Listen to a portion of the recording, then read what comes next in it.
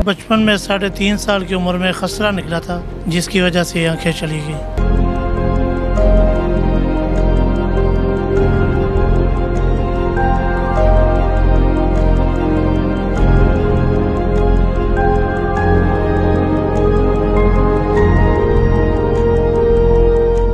Metro time news पर आने वाली नई वीडियोस को देखने के लिए हमारी YouTube चैनल को लाइक कीजिए, सब्सक्राइब कीजिए और शेयर कीजिए और बेल आइकॉन के बटन को प्रेस करना हरगिज़ ना भूलिए। अस्सलाम वालेकुम नाज़रीन, मैं हूं आपकी मेज़बान नताशा रहमान और आज एक नई स्टोरी के साथ हम हाजिर हुए हैं। मेरे साथ मौजूद हैं हाफिज़ मुज़म्मिल साहब जो कि नाबीना हैं। इन्होंने MA इस्लामियात किया हुआ है। मुख्तलिफ निजी जो कॉलेजेस हैं वहाँ पर इंटरमीडिएट के तलबात को पढ़ाते भी रहे हैं, लेकिन दरमियान में कोविड आ गया जिसकी वजह से तालीमी इदारे बंद हो गए और इनका रोज़गार बंद हो गया। और इसके साथ साथ हाफिज़ मुज़म्मिल साहब इलेक्ट्रॉनिक की मुख्तलिफ अशिया भी ठीक कर लेते हैं, हालांकि नाबीना है लेकिन फिर भी मुख्तलिफ अशिया ठीक कर लेते हैं। आज हम हाफिज़ साहब से ही बात करते हैं, उनसे पूछते हैं कैसे ज़िंदगी के तमाम मामला चल रहे हैं। अस्सलाम वालेकुम। वालेकुम अस्सलाम। बहुत शुक्रिया पहले तो आपने हमें वक्त दिया। मुझे बताइएगा शुरू से ही नाबीना है या फिर पैदाइश के बाद आंखें आपकी ज़ाया हुई? हाँ जी, बचपन में 3.5 साल की उम्र में खसरा निकला था, जिसकी वजह से आंखें चली गई। आंखें चली गई, उसके बाद इलाज करवाने की कोशिश नहीं की गई? हाँ, इलाज कराने की तो बहुत कोशिश की।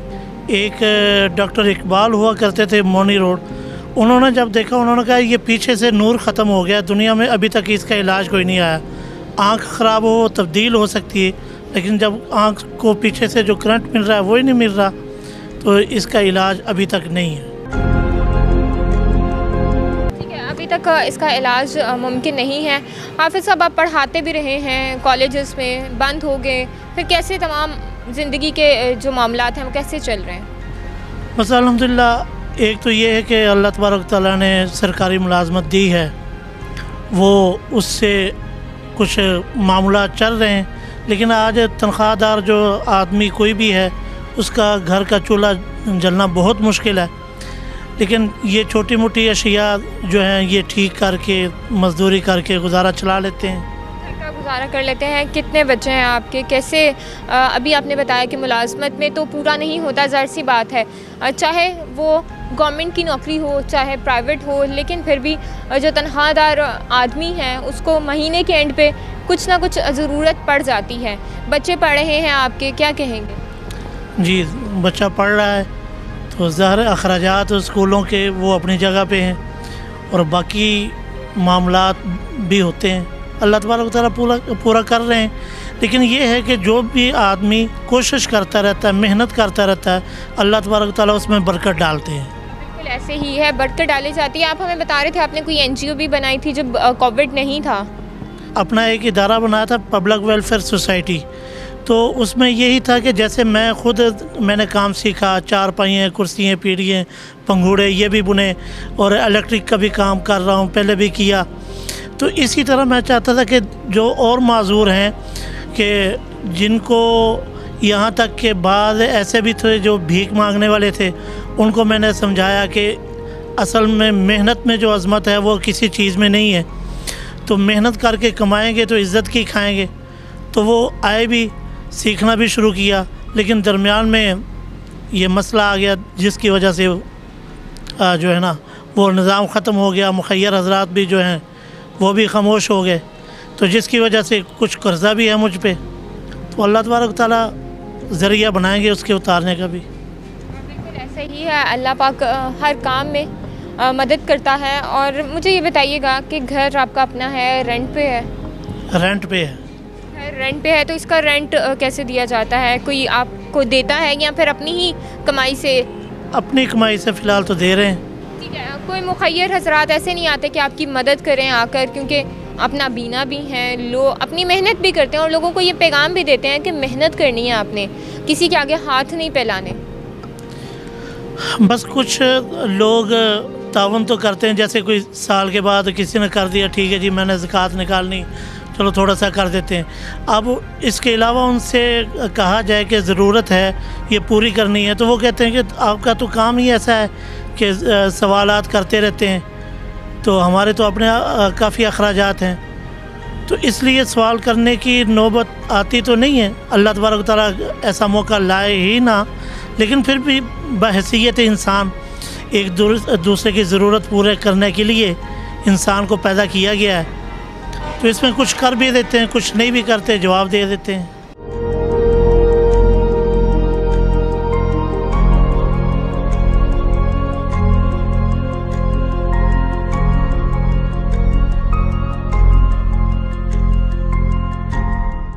सारी ज़िंदगी में, क्योंकि 3 साल के थे आप, 3.5 साल के, तो आपकी आंखें ज़ाया हो गई। कोई ऐसा मुश्किल वक्त जो आप पे आया हो और आप अभी भी उसको याद करके दुखी हो जाते हो?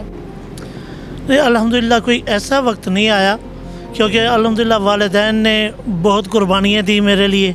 मेरा एक भाई था, वो फौत हो गया, हमने इकट्ठे हिफ्ज़ किया और आगे मैंने MA इस्लामियात किया, वो FA किया था, वो फौत हो गए। तो बाद में जो अपनी मेहनत के साथ किया, जब हिफ्ज़ किया करते तो उस वक़्त लोग कहते थे इनको नज़र तो आता नहीं, इन्होंने करना क्या है। इस बात से दुख ज़रूर होता था, लेकिन जब अपनी मेहनत शुरू की तो अल्हम्दुलिल्लाह अल्लाह तबारक तआला इज़्ज़त की रोटी खिला रहे हैं। अच्छा, बचपन में अक्सर कहते होंगे कि नाबीना है, कैसे पढ़ाई करनी है। पढ़ाई करते हुए कोई प्रॉब्लम आई होगी, क्योंकि MA आपने किया और MA करना आसान बात नहीं है, फिर कुरान हिफ्ज़ भी आपने किया, तो क्या कहेंगे? हिफ्ज़ के दरमियान तो ये होता था कि कोई साथी पास बैठा होता था, एक हरफ याद करते, फिर उससे अगला करते, दोनों इकट्ठे करते। लेकिन उसके बाद अल्हम्दुलिल्लाह कुरान मजीद का ये मौजज़ा है, जो भी कुरान मजीद पढ़ लेता है उसको जो भी चीज़ सुनाई जाए वो ज़हन नशीन हो जाती है। तो हमारा हिसाब भी ऐसा है कि उसके बाद किसी चीज़ को रट्टा लगाने की ज़रूरत नहीं पड़ी, एक मरतबा सुन लेने से ज़हन नशीन हो जाता था। MA इस्लामियात भी किया, दरस निज़ामी भी किया, उसमें रट्टा नहीं लगाया या किसी को ऐसा तंग नहीं किया कि बार बार वो बताए तो मैं याद करूं। मतलब आप इतने ज़हीन थे कि एक ही दफ़ा बताने पे आपको सबक याद हो जाता? अल्हम्दुलिल्लाह। ठीक है, अभी हुकूमत से क्या अपील करना चाहेंगे, क्या कहेंगे हुकूमत से? हुकूमत से यही अर्ज़ करना चाहते हैं कि पीछे बजट में ये ऐलान हुआ था कि जितने मज़दूर अफराद हैं इनका स्पेशली कोटा होगा, जो ये हाउसिंग स्कीम है इसमें भी, और इनको और भी सहूलियात दी जाएंगी। अब जो मज़दूर आदमी है वो मकान बनाने से तो कासिर हैं, नहीं बना सकते। तो ये है, हुकूमत से अपील है कि जितने मज़दूर अफराद हैं कम से कम उनके लिए और कुछ नहीं कर सकते, तो जो मकान कागज़ों की हद तक आपने बनाए हैं वो ज़ाहरी तौर पर भी बना दिए जाएँ, कुछ मज़दूर अफराद को दे दिए जाएँ। मुझे बताइएगा कि नाबीना बहुत सारे अफराद ऐसे हैं जो भीख मांगते हैं, सड़कों पे हमें नज़र आते हैं और अपनी इस बेनाई ना होने की वजह से फ़ायदा भी उठाते हैं, भीख मांगना शुरू हो जाते हैं। उनके लिए क्या पैगाम देना चाहिए? उनके लिए यही पैगाम है कि भीख मांगना जो है ना, ये बहुत बुरी बात है। भीख मांगने वाला क़यामत के दिन उसके चेहरे पे मांस नहीं होगा, चाहे वो बग़ैर आँखों के है, चाहे बग़ैर टांगों के है, जैसे भी है, वो भीख मांगने की तरफ ना जाए, सिर्फ अल्लाह से मांगे, अल्लाह तबारक तआला ज़राए पैदा फरमाएंगे।